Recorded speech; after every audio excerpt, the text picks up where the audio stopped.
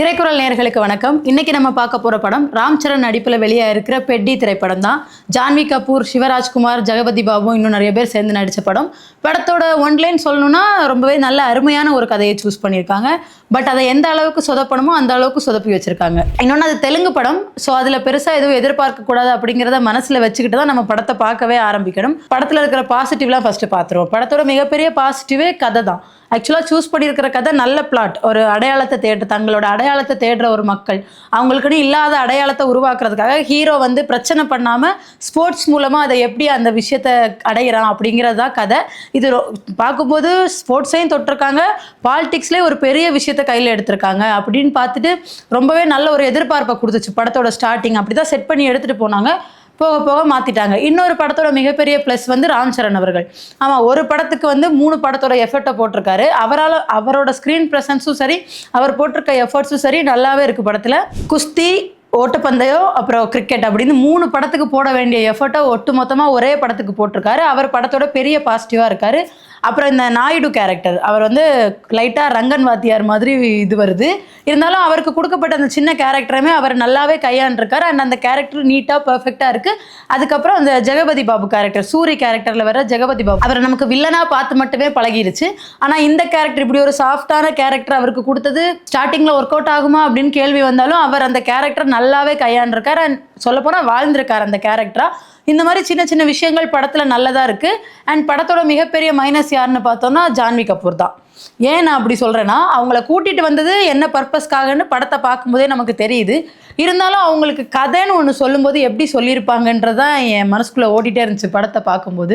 ஹீரோயினுக்கு ஒரு எந்த விதத்திலே ஒரு ரோலே இல்லை. இப்போ பொதுவாகவே ஹீரோயின்ஸை படத்தில் எதுக்கு எழுதுவாங்கன்னா கொஞ்சம் லூஸ்தனமாக இருக்கும், ஹீரோ என்ன சொன்னாலும் நம்பும், இது ஒரு பக்கம் இருக்கும். இன்னொரு பக்கம் வந்து ஹீரோயின் சும்மா வந்துட்டு போவாங்க. ஒரு பாட்டு வரணுமா, அந்த இடத்துல ஹீரோயினோட ஒரு சீன் வரணும், அப்படி தான் எழுதுவாங்க. ஆனால் ஜான்வி கபூருக்கு பெருசாக ரோலே எழுதுன மாதிரி இல்லை. அவங்க வந்த சீன்ஸில் கூட முழுக்க முழுக்க கிளாமருக்காக அவங்கள யூஸ் பண்ணிக்கிட்ட மாதிரி தான் இருக்குது. இப்படி இருக்க நம்ம கதைக்கு வருவோம். கதை எங்கே ஆரம்பிக்குதுன்னா, ஸ்போர்ட்ஸில் இந்தியா வந்து 2 மெடல் தான் ஜெயிச்சிருக்கும். அதுக்காக மீட்டிங் போட்டு பேசிகிட்டு இருப்பாங்க. நல்ல சொல்யூஷனோட வாங்கன்னு அனுப்பி வைக்கும்போது போகிறவர் வழியில் ஒரு ஊருக்குள்ளே போகிறாரு. அந்த ஊருக்குள்ளே யாரை கேட்டாலும், எந்த விளையாட்டுக்கு கேட்டாலும் எனக்கு பெட்டி தான் பிடிக்கும் அப்படின்னு சொல்கிறாங்க. யார் அந்த பெட்டி, அவரை பார்த்தே ஆகணுமே அப்படின்னு சொல்லிட்டு ஒருத்தர் கூட போகிறாரு. போக போக அதுக்கு முன்னாடி நடந்த கதை வந்து 1993-94 சமயத்தில் நடக்கிற மாதிரி எடுத்திருக்காங்க.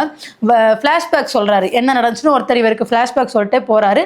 அண்ட் சில விஷயங்கள் என்னதான் முகம் சுளிக்கிற மாதிரி பல விஷயங்கள் இருந்தாலும் சில விஷயங்கள் படத்தில் நல்லாவே ஒர்க் அவுட் ஆயிருக்கு. ஏன்னா எடுத்துக்கிட்ட அந்த ஐடியா இருக்குல்ல, ஒரு அடையாளத்தை தேடுற மக்களுக்கு அடையாளம் கண்டுபிடிச்சு கொடுக்குற மாதிரி, அவங்களுக்குன்னு ஒரு அடையாளத்தை உருவாக்கி கொடுக்குற மாதிரிங்கிற மாதிரி எடுத்திருக்க கதை ரொம்பவே நல்லா இருக்குது. பட் நிறைய சினிமாத்தனங்கள் இருக்குது. முக்கியமாக ஹீரோ வந்து ஃபஸ்ட்டு கிரிக்கெட் விளையாடுறாரு. கிரிக்கெட் விளையாட்டு திடீர்னு இன்டர்வலுக்கு அப்புறம் குஸ்திக்கு மாறிடுறாரு. என்னடா திடீர்னு குஸ்தி விளையாடுங்கன்னு கேட்டால் அது இன்டர்வலுக்கு அப்புறம் நான் குஸ்தி போடுறவன் ஆகிட்டேன் அப்படிங்கிற மாதிரி சொல்கிறாரு. அதுக்கப்புறம் திடீர்னு அதில் டிஸ்குவாலிஃபை ஆனதுனால மறுபடியும் ஓட்டப்பந்தயத்துக்கு ஓட போகிறாரு. இப்படி ஹீரோ அடுத்தடுத்து அவரோட மோட்டோவை மாற்றிட்டே இருக்கும்போது இது எப்படி சாத்தியம்? நம்ம ஒரு விளையாட்டுக்கு போயிட்டு அந்த விளையாட்டில் ஸ்ட்ராங் ஆகிறதுக்கோ இல்லை அந்த ஃபீல்டில் ஸ்ட்ராங் ஆகிறதுக்குமோ அவ்வளோ நேரம் தேவைப்படும். ஆனால் ஹீரோ மாறுற எல்லா இடத்துலையும் டக்குன்னு அது அவரால் அடாப்ட் பண்ணிக்க முடியுது. கிரிக்கெட் விளையாட போகிறாரா, அவர் கிரவுண்டுக்குள்ளே இறங்குனாலே 6 தான் அப்படிங்கிற மாதிரி இருக்குது. சரி, குஸ்தி விளையாட போகிறாரா, அவருக்கு ட்ரைனிங் கொடுக்குறாரு. ஆக்சுவலாக நாயுடு கேரக்டரில் இருக்கிறவர் அவருக்கு ட்ரைனிங் கொடுக்கறதுக்காக அவரை வேலை செய்வெல்லாம் சொல்லிட்டு இருப்பார். அந்த வேலையெல்லாம் ஒவ்வொரு விதமான அடிமுறை சம்திங் ஏதோ சொல்லுவார். இதுதான் நான் அவனுக்கு கற்றுக் கொடுத்துட்டு இருந்தேன் அப்படின்னு விளையாட ஆரம்பித்தோடனே நல்லா விளையாடிடுவார். போட்டியிலே 2 பேரை அடித்து பறக்க விட்டுருவார்.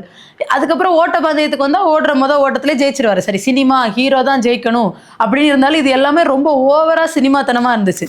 ஜான்வி கபூர் போர்ஷனுக்கு வந்தால் அவங்கள எதுக்கு கூட்டிகிட்டு வந்தாங்களோ அதை பண்ணியிருக்காங்க. அதுவே முகம் சுளிக்கிற மாதிரி தான் இருக்குது. முழுக்க அந்த விஷயத்துக்காகவே அவங்கள பண்ணியிருக்கிற மாதிரி. இன்னொன்று, ஜான்வி கபூர்கிட்ட எப்படி கதை சொல்லியிருப்பாங்கன்னா, மேடம் உங்களை இருட்டுக்குள்ளே ஒருத்தன் ஹராஸ் பண்ணுறான் உங்களோட அனுமதியே இல்லாமல், அவன் தான் ஹீரோ. வெளிச்சத்தில் உங்களை ஒருத்தன் ஹராஸ் பண்ணுறான், அவன் தான் வில்லன். இப்படி சொல்லி தான் கூப்பிட்டு வந்திருப்பாங்களான்னு தெரியல. படமே அப்படி தான் இருக்குது. ஒரு கட்டத்தில் ஹீரோ தான் தன்னை இருட்டுக்குள்ளே விருப்பம் இல்லாமல் முத்தம் கொடுத்தவன்னு தெரியும் போது கோவப்படுறாங்க. உடனே அதுக்கு ஒரு ஜஸ்டிஃபிகேஷன் வேற வைக்கிறாங்க. அந்த இடத்துலயே மலைவாழ் மக்களோட காதலே அப்படிதான் இருக்கும். ரக்கடானது தான் எங்க காதல். எனக்கு அப்படிதான் காதல் பண்ண தெரியும். நீங்க பண்றதுக்கு பேரு முழுக்க முழுக்க ஹராஸ்மெண்ட். ஒரு பொண்ணோட விருப்பம் இல்லாம அவங்கள தொடுறது. அதுக்கு ஒரு ஜஸ்டிஃபிகேஷன் வேற. எனக்கு ரக்கடா தான் காதல் பண்ண தெரியும். காதலை சொல்றதுக்கு முன்னே பிடிச்சி கிஸ் பண்ண தான் எனக்கு தெரியுங்கிற மாதிரி ஹீரோ பேசுறாங்க. ஹீரோயின் அதுக்கப்புறம் மயங்கிடுறாங்க. இன்னொன்னு ஃபர்ஸ்ட் ஒரு அவங்க அப்பாக்காக இவங்க வந்து ஒரு இடத்துல ஏறி நின்று பேசுற ஷாட்ல அந்த பெட்டி கேரக்டர் ஹீரோயினை பார்க்குறத அவரோட பாயிண்ட் ஆஃப் வியூல வந்து கேமரால நமக்கு காட்டுவாங்க. கழுத்துக்கு மேலே கேமரா போகவே போகாது. அதை எப்படி காதல் அப்படின்னு எடுத்துக்கிறாங்கன்னு இன்னும் புரியல. அது முழுக்க முழுக்க காதலே கிடையாது. பார்க்கும்போது ஃப்ரெண்ட்ஸ் கிட்ட பேசுகிற டைலாக்ஸ் இருக்குல்ல, அதெல்லாம் ரொம்ப கொச்சையாகவே இருக்குது. ஒருவேளை தமிழ் டப்பிங்கில் தான் இப்படி இருக்கா, தெலுங்குலே ஒரிஜினலாகவே இப்படி இருந்துச்சா அப்படிங்கிற மாதிரியான கேள்விகளும் வருது. ஹீரோயினை முழுக்க முழுக்க ஒரு போக பொருளாகவே பயன்படுத்தியிருக்காங்க. ஒரே ஒரு சாங்கில் கேமியோ ரோலாக ஸ்ருதிகாசன் வந்துட்டு போகிறாங்க. அவங்களையும் எப்பவும் போல் தமிழ் சினிமா இப்போலாம் வர்ற எல்லா மாஸ் படங்கள், அது தமிழ் சினிமாவும் சரி தெலுங்கு சினிமாவோ ஹிந்தியோ எதுவுமே விதிவிலக்கு இல்லாமல் ஒரு 100-150 ஆண்களுக்கு மத்தியில் ஒரு பொண்ணு ஆட விடுற அந்த மசாலா கொடுக்குற பழக்கம் இன்னும் மாறலை. அது இந்த படத்தில் இருக்குது. இங்கே ஒரு ட்விஸ்ட் என்னன்னா, ஹீரோயினும் சேர்ந்து அந்த கேமியோ ரோலை பண்ண வந்துடுறாங்க அந்த இடத்துல. அப்புறம் போயிடுறாங்க. அவ்வளோதான், அவங்க ரோலே அவ்வளோதான். அப்பப்போ வர்றது, அதுக்கப்புறம் போயிடுறது. இதுதான் அவங்களோட ரோலாக இருந்துச்சு. அண்ட் இதுக்கப்புறம் படத்தில் இருக்கிற அங்கங்கே சில விஷயங்கள், சில டைலாக்குகள்லாம் ரொம்ப நல்லாவே இருந்துச்சு. அண்ட் ராம் சரண் அவர்கள் ஆல்ரெடி குஸ்தியை வாத்தியார்கிட்ட குஸ்தி கற்றுக்கிட்டு இருந்த ஒருத்தர், நான் போக முடியல நீ போகிற அப்படிங்கிற பொறாமையில் அவரோட காலை ஃப்ராக்சர் பண்ணி விட்டுறாரு. இதுவுமே நமக்கு சார்பட்டா பரம்பரையோட ரெஃபரன்ஸ் தான் தோணும். ஏன்னா அதுலேயுமே கூட இருக்க ஒருத்தர் என்னால் போக முடியலன்னு ஆரியாவை குடிக்க வச்சு இந்த மாதிரி ஆக்கிடுவார். டேரக்டர் அப்பப்போ சார்பட்டா பரம்பரை வாசனையுமே அப்படியே தூவி விட்டுருக்காரு. ஃப்ராக்சர் ஆனதுனால இவரோட ஃபைனல்ஸ் போக முடியாது.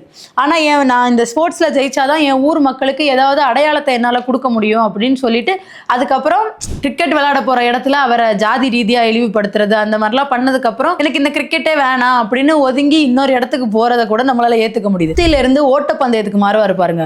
அப்படி மாறுறதுக்கு அவர் பண்ற செயலை யாராலையுமே ஏத்துக்க முடியாது. இன்ஃபேக்ட் தெலுங்கு ஆடியன்ஸ் கூட இதை ஏத்துக்க மாட்டாங்க. அந்த அளவுக்கு ஒரு சினிமாத்தனமாகவும் கற்பனைக்கு மிஞ்சியுமே இருந்துச்சு அந்த சீனு. இப்படியே போல அங்கங்க சில டைலாக்ஸ் ரொம்ப நல்லாவே இருந்துச்சு. ஸ்டார்டிங்ல சொன்ன மாதிரியே ஒருத்தருக்கு கதை சொல்லுவாரு, கூட்டிட்டு வந்தே கதை சொல்லுவாரு. கடைசியில் அந்த ஊருக்கு ஒரு அடையாளம் கிடைச்சு அந்த ஊருக்கு ட்ரெயின் வந்திருக்கும். அப்போ அவர் கேட்பாரு, ட்ரெயின் தான் இருக்கே, என்னை ஏன் இவ்வளோ தூரம் நடத்தியே கூட்டிகிட்டு வந்தேன்னு கேட்கும்போது, நான் உங்களை நடத்தி கூட்டு வராமல் இருந்திருந்தா எங்களுக்கு ட்ரெயின் எவ்வளோ முக்கியம்னு உங்களுக்கு புரியாமலே போயிருக்குல்ல அப்படிங்கிற மாதிரி டைலாக் சொல்லுவார். அது கேட்குறதுக்கு ரொம்பவே நல்லா இருந்துச்சு. அண்ட் நடுவுலையுமே நிறைய விஷயங்கள் ஹீரோவை வந்து கிரிக்கெட் விஷயத்தில் மலசாதி பையன் திட்டும்போது வர்ற கோபமாக இருக்கட்டும். இன்ஃபேக்ட் ஹீரோ ஃபர்ஸ்ட் ஆஃப் முழுக்க அதை பற்றி கவலையே படாமல் இருப்பார். அவங்க ஊரில் இருக்கிற அந்த ஜெகபதி பாபு சூரி கேரக்டர் தான், அடிப்படை உரிமை கூட உங்களுக்கு இல்லை, நீங்கள் என்ன இப்படி இருக்கீங்க அப்படின்னு சொல்லிட்டு எந்த ட்ரெயின் நிறுத்துறதுக்காக கொடி அசைச்சிட்டே இருந்தாரோ அந்த ட்ரெயின்லேயே அடிபட்டு இறந்துருவார். சாகிறதுக்கு முன்னாடி சொல்லுவார், இப்படி சாகிறது தப்பு இல்லை, இப்படி வாழ்கிறது தான் தப்பு, உங்களுக்குன்னு ஒரு அடையாளத்தை உருவாக்கிக்கோங்க, நம்ம ஊரில் ரயில் நின்னா நமக்குன்னு ஒரு அடையாளம் வருங்கிற மாதிரி சொல்லிட்டு சாவார். அதனால தான் ஹீரோ இவ்வளோ கஷ்டப்பட்டு ஏதாவது ஒரு ஸ்போர்ட்ஸில் ஏதாச்சும் பண்ணி நான் வின் பண்ணிட்டேன்னா எனக்கு பேசுறதுக்கு 2 நிமிஷம் கிடைக்கும், நான் பேசி என் ஊர் மக்களோட நிலைமை எல்லாருக்கும் எடுத்து சொல்லுவேங்கிற கதை, ஐடியாலஜி, மோட்டோ எல்லாமே சூப்பர். ஆனால் அந்த படத்தை ஸ்க்ரீன் பிளேயை சொதப்பல் தேவையான அளவுங்கிற மாதிரி போட்டு சொதப்புன்னு சொதப்பி வச்சுருக்காங்க. ஏதாவது ஒரு பாயிண்ட் ஆஃப் வியூவில் ஒன்றில் கிரிக்கெட்டில் எடுத்துகிட்டு போயிருக்கலாம், இல்லை குஸ்தி, இல்லைன்னா ஓட்டப்பந்தயம், அப்படி ஏதாவது கொண்டு போயிருக்கலாம். 3 விளையாட்டையும் ஒன்று, அதாவது ஸ்போர்ட்ஸ்னு வந்துட்டாலே நம்மால் பார்க்காத களமே இல்லை அப்படிங்கிற மாதிரி கதையை கொண்டு போயிருந்தாங்க. கதை வைஸ் நல்லாவே இருந்தாலும் படத்தை பார்க்கறதுக்கு ஒரு மனநிறைவு வேணும். பெட்டி யார் தெரியுமா, பெட்டி எவ்வளோ பெரிய ஆள் தெரியுமாங்கிற ஸ்டார்டிங்கே அப்படி தான் இருக்கும். மாஸ் இந்த கதையை அவ்வளோ சட்டிலாக எடுத்துகிட்டு போயிருக்கலாம். அது தெலுங்கு படங்கிறதுனால தேவையான அளவுக்கு மசாலா தூவி நமக்கு கொடுத்துருக்காங்க. அண்ட் ஜான்வி கபூர் போர்ஷன்ஸ் எல்லாம் நீங்கள் அப்படியே வெட்டி தூக்கி இருந்தாலுமே பெருசாக பாதிப்பு ஒன்றுமே இருந்திருக்காது.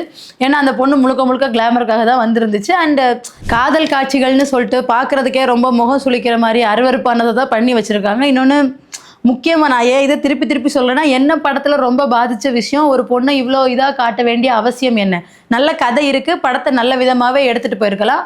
ஒருவேளை உங்களுக்கு ஸ்க்ரீன் பிளே பண்ண தெரியாதனால முழுக்க ஹீரோயினோட கிளாமரை மட்டுமே நம்பி படம் எடுத்தாங்களான்னு தெரில. And Ram Charan one of the best படத்தில் அவரோட ஸ்க்ரீன் ப்ரெசன்ஸ். மற்ற கேரக்டர்ஸுமே அந்த ரங்கன் வாத்தியார் கேரக்டர் மாதிரி வந்த நாயுடுவாக இருக்கட்டும், ஜெகபதி பாபுவாக இருக்கட்டும், எல்லாருமே அவங்கவுங்க ரோலை பெர்ஃபெக்டாக பண்ணி முடிஞ்ச அளவுக்கு படத்தை தாங்கி பிடிச்சிருக்காங்க. படம் பார்த்துருந்தீங்கன்னா உங்களுக்கு படம் எப்படி இருந்துச்சு, நான் சொன்ன மாதிரி இருந்ததா இல்லை உங்களுக்கு பெட்டராகவே ஃபீல் ஆச்சா அப்படிங்கிறத கமெண்ட்ஸில் சொல்லுங்கள்.